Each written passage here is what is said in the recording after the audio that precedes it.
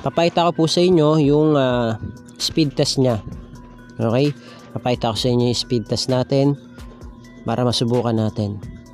Yan, kasi hindi naman to gagana yung speed test nyo kapag wala kayong load o walang internet.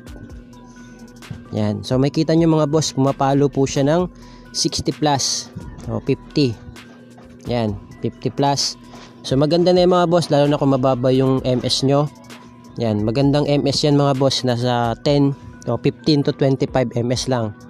Okay, magandang signal na yan. Tapos yung download nyo, pumapalo ng 15 pataas.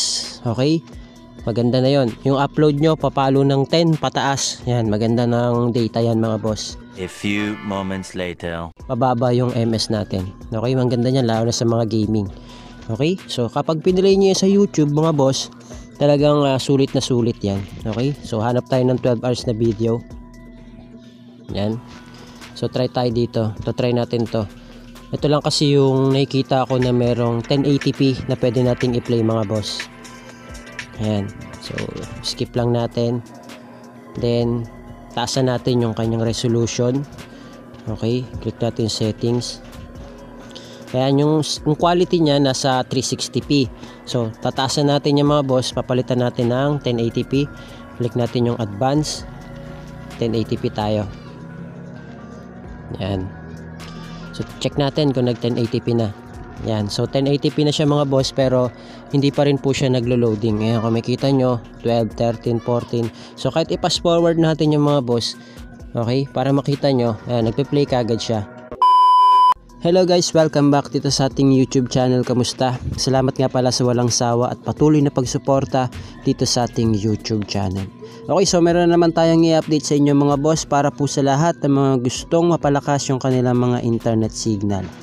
Okay, so lalo na po sa mga taga-probinsya or liglib yung lugar ninyo, pwede po kayong humanap ng malakas sa signal. O makakahanap kayo ng signal na maganda-ganda, lalo na kung dead spot dyan sa area ninyo. Pwede po kayong humanap ng signal sa bayan o kaya sa palengke. Basta makakasaga po kayo ng maganda-gandang data. Then subukan nyo po itong ating APN setup. Okay? Para mapalakas, okay, makatulong mapalakas yung inyong internet data.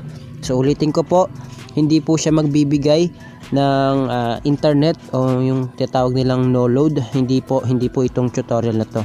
Okay? Hindi po siya. So tutulungan niya lang po palakasin yung inyong mga internet data. So may mga naka-default tayo dyan na APN. Okay, pero ngayon parehas lang din naman siya na APN din. Pero yun nga lang, pwede niyang makatulong na palakasin yung mga internet data nyo or signal ninyo. Okay? So naka-only data po pala ako. Sa mga hindi pa po nakakapanood, nag-update po ulit yung talk and text natin. Okay? So yung lalo na yung only data promo. Ulitin ko po, selected SIM lang po yung merong only data, at yung mga naka-only data lang yung makaka-relate dito sa ating video tutorial about dun sa only data na promo. Okay? So nag-update po siya. Check po natin, asterisk 123 number sign. Ayan. Ito yung po yung sabi ko sa inyo na nag-update. Ayan. Makaka-relate lang dito yung mga naka-only promo, data promo. Ayan, kung makikita nyo mga boss, yung 7 days niya is 199. Yung 30 days niya naging 599. Tumaas ng 100. At nadagdagan po siya ng 3 and 4. Yun po yung 60 days na 999. At yung kanyang 90 days ay 1199. Okay, so makaka-relate lang po nito yung mga merong only data. Ngayon, kung ikaw ay merong talk and text, okay, hindi ka techie, matagal ka nang merong talk and text, or bago man yan o luma, okay, pwede mong i-check sa asterisk 123 number sign kung meron kang only data. Okay, kung wala, sorry. Okay, pero kung meron, congratulations, at least meron ka. Yun nga lang, ito yung medyo sasakit sa bulsa mo. Okay, kasi nagmahal na po siya mga boss. Yan, so ako po ay naka 30 days. Okay, so sa ngayon, kasi kakaload ko lang 500 pesos, ngayon nagmahal na siya mga boss. So affected na ako sa susunod na paglo-load ko, kasi ito na po yung magiging load ko. Okay, isa na sa mga magiging load ko yung nandito.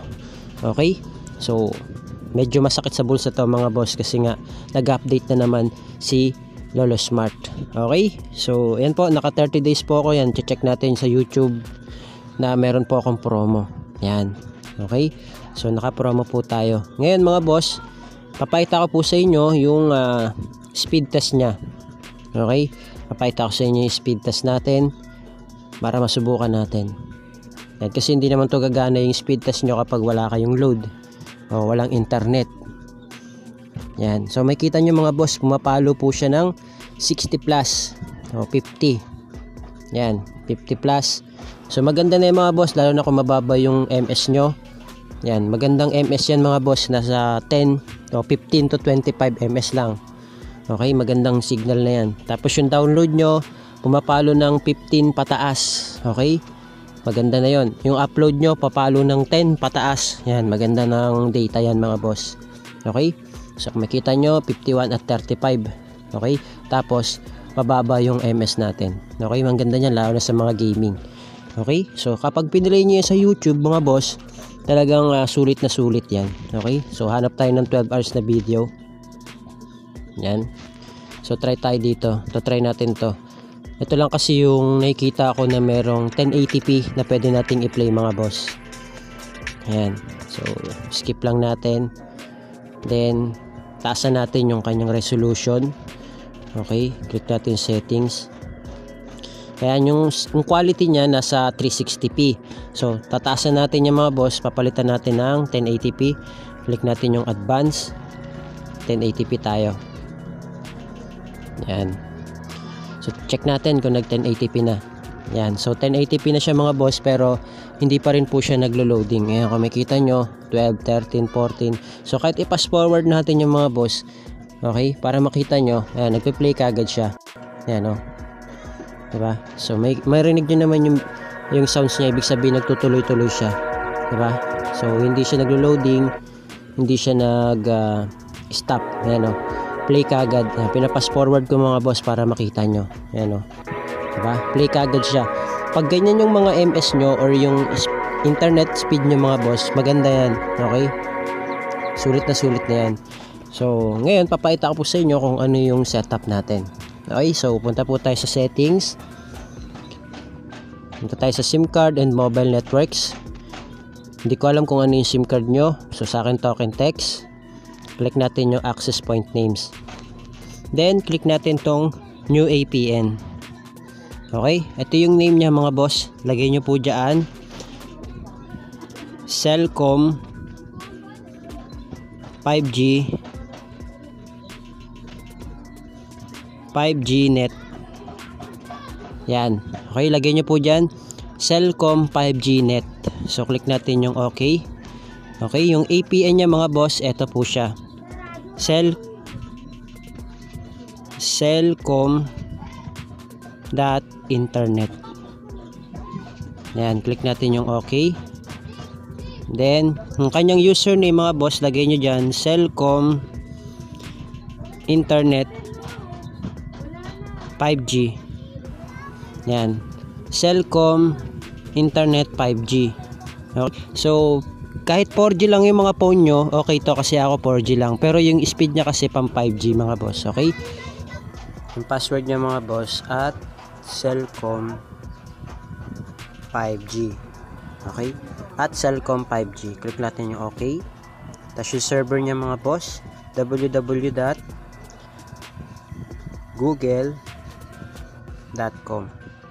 Okay, yan po google.com. Then yung kanyang authentication type, nakapap lang mga boss. Then yung kanyang APN type, naka-default lang po. Okay, so default lang po yung click nyo. Then yung kanyang APN protocol, nakalagay po dyan IPv4, IPv6. At yung kanyang APN roaming protocol, ayan, IPv4, IPv6. Okay, then yung kanyang bearer mga boss, unspecified lang po.